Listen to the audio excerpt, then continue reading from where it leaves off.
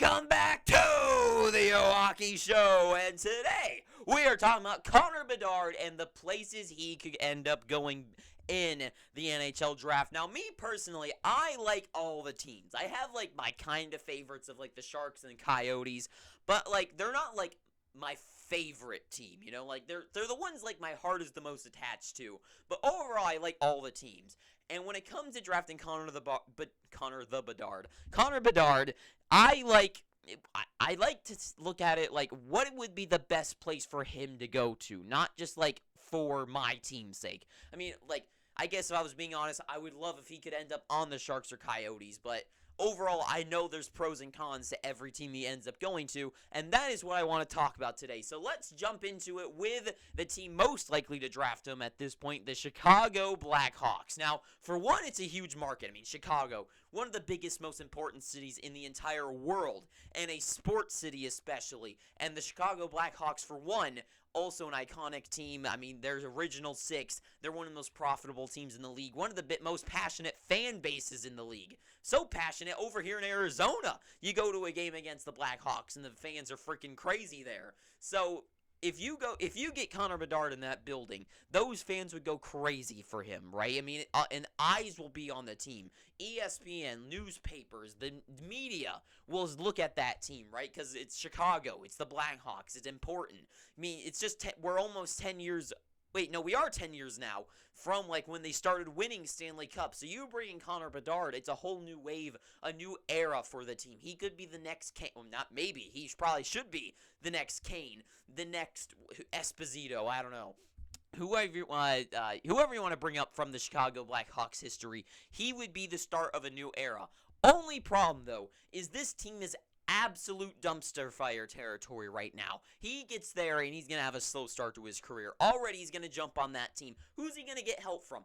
Who on this team is going to help him? Who? Radish? Oh yeah, the guy that leads the team. Radish, the guy who's like an AHL player. Yeah. So, the Chicago Blackhawks, they have, like, nothing, right? They got rid of Kane. They got rid of Domi now. They got rid of DeBrincat and Doc. They're young guys. They have really no young guys coming up. And they have no veterans to really help them out. And that's one of the things, is with, like, the New Jersey Devils, where you wonder, like, why they all of a sudden are really, really good. And last year, they finished second to last and got the second overall pick, right? You want to know why? It's because all those young guys got on this team, like Mercer, like Jack Hughes. All these guys, all the young guys on this team, they joined. They have no one to help them. Taylor Hall was gone by that point, right? So they don't have that veteran guy to help them out, to give them a good shift, to pair them out on that one line of a good veteran and two young guys and have a good shift out there. Get some good passes, get some good learning, and get good experience.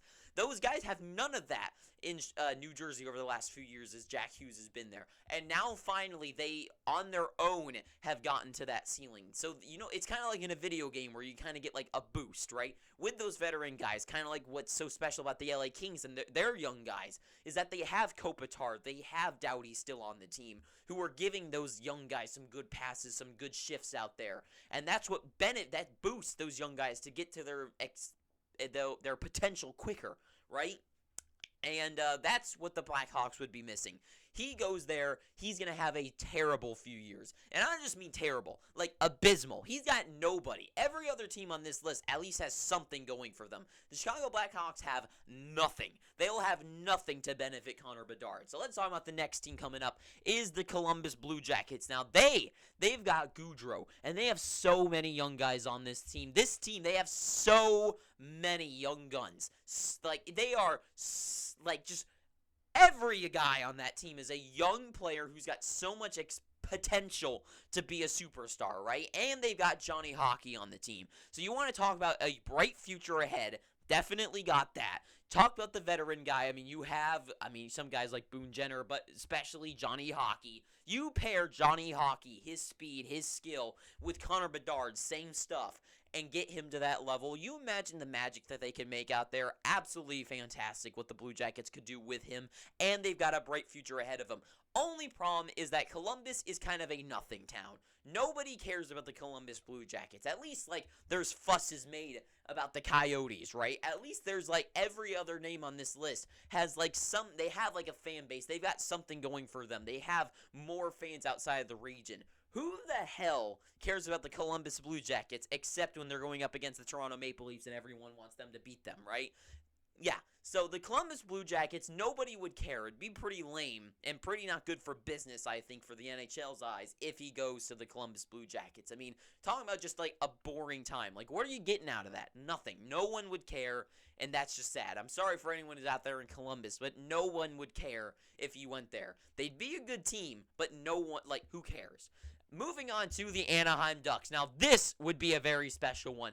They've got, I mean, we know already, Zegras and now McTavish. They got Drysdale coming up and a lot of other young guys coming up the wings as well. John Gibson in net, right? They've got so many good guys on that team. Could you imagine Zegras and Connor Bedard, what those two guys could do out there? It's Trevor Zegras, between the legs, backhand pass over to Bedard. Bedard gets it, he catches it on the pass, he stick lifts it up onto his stick, over Michigan style, across, Zegras bats it in.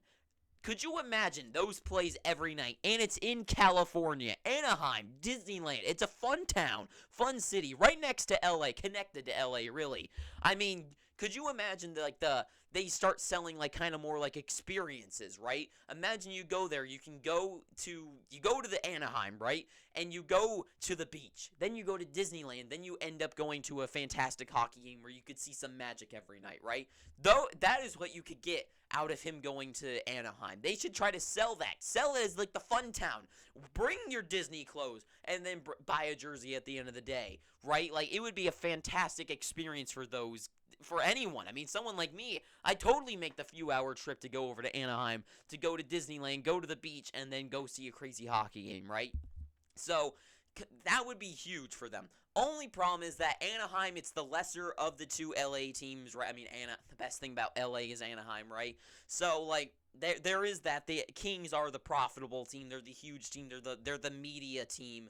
They're the celebrities team. The Ducks don't really have that. But another thing, too, is that it could be a new era. What if Connor Bedard and Zegras, with the media attention that those two guys could get, maybe they could overhaul that. Maybe they could become the spotlight team over there. Who knows? That's all. I mean, Disney, like, maybe Disney tries to invest. Maybe Anaheim tries to get something going with them. Maybe a little bit more of a partnership. Get more people to go to the games, right? Just an idea. Just throwing out random ideas. It'd be huge for Connor Bedard to go there. Moving on to the San Jose Sharks. Now, one of my teams, the thing about them is that this would be a start of the redemption of the Sharks. The new era. Well, not a new era, but, like, they had so many years of being one of the very top teams in the league for, like, 15 years straight. And then they never won the cup. Connor Bedard goes to San Jose. He could be that generation, that guy, like Thornton and Marlowe. I mean, I don't think people my age realize how good those two guys were, especially Joe Thornton, right? People don't realize just how fantastic they really were. I don't think people, like, appreciate that. He could come in. Joe Thornton and Marlowe wasn't good enough. But what if Connor Bedard was? Him wearing those teal jerseys, not the current ones. They got to get rid of those stupid-looking things. But they bring him in, and they dress him up all nice in some new threads, some new San Jose Sharks threads. And he goes out there, and it's the redemption of the Sharks in California again. In one of the, I think it's the most expensive city in the world in San Jose, San Francisco, right? And he's got some few good guys on the team, and that's kind of the one thing that keeps the Sharks out there. Right now they have Carlson. For now they have Tomas Hertl, Logan Couture, Kevin LeBanc. They do have some decent guys that he can go out there and get some good reps in with. So he does have that going for them. But overall, the team is absolutely terrible. Management is awful. Absolutely terrible. Mike Greer, an idiot if there ever was one as a GM. This team is an absolute dumpster fire, just literally a heap right now. And that would scare me. That would scare me because he's going to join this team. Those guys are only getting older. No cap situation. And I'm not even entirely sure, but what if there's a cap problem coming up when Connor Bedard's need to be re-signed, right? What if in the 3 years of his contract, he needs to get re-signed? Maybe they don't have that money that year. They need to get rid of it, but who's going to take some of those contracts, right? So that could be a weird situation that goes forward with them as well. So Sharks could be an absolutely dreadful landing spot for him to go to. I mean, it would be a cool story. I mean, the Sharks, Marlowe and Thornton wasn't enough, but now they got Bedard. Like, that'd be cool. The two guys weren't as good as the one guy to get them over the hump, right? But overall, I think it'd be already the team's kind of abysmal. You have some good guys to play with, but management going forward, I don't see a very bright future for them. Moving on to the Canadiens, the Canadiens de Montreal, right? So, obviously, they're a huge market. They're Canada, right? Montreal. I mean, that's a huge market. They're second to the Maple Leafs on the most profitable team, right? I mean, Canada, huge, right? Huge. Problem is, though, one with that is that it's not in the U.S., so maybe not the media attention is there. That whole market isn't there. I mean, I know people are like, well, Canada's hockey's Canada's sport, right? But you gotta grow the sport, that's how you make more money. You gotta grow the sport. But that's a whole video I'm gonna make in the off season, a whole series about that. But for Montreal, huge market and the rivalry with Toronto. Connor Bedard, like that rivalry of Canadians versus Toronto, especially if Matthews stays there longer. I don't know who the Canadians would get over time, but could you get like Slavkovsky and Bedard and whoever else they could get together through the year and whatever. And then the Maple Leafs with Tavares and Marner and Matthews and Nylander and Riley.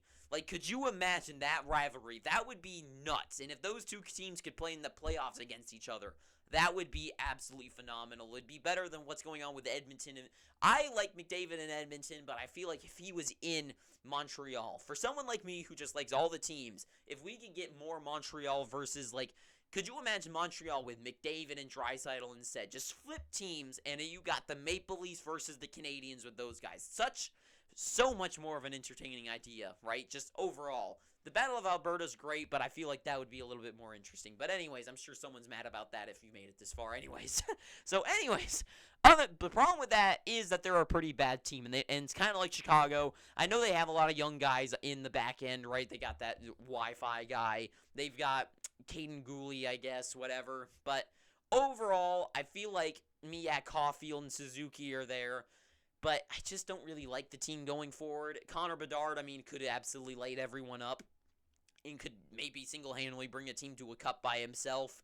But just overall, I just think it might be a bad team to end up on. Just a slow start. Maybe not such a good future. The Coyotes, my boys here in Arizona.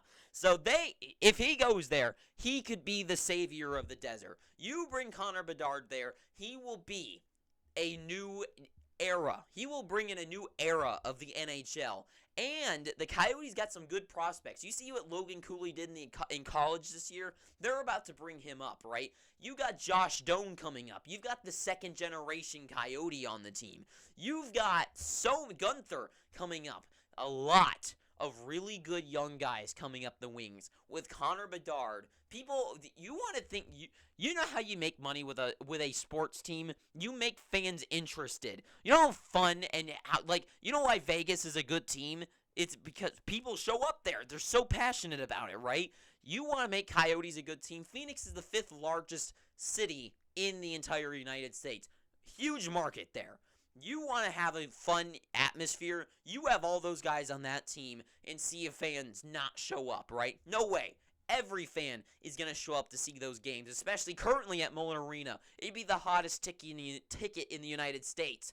End up going to, if they get the new arena, you go there, every seat in that building will be sold out because that team is going to be fantastic and they will pay whatever it takes to go see those games. You don't bet? A lot of Canadians come down here during the winter, snowbirds coming down here. You don't think they're going to pay to see Connor Bedard and Logan Cooley show?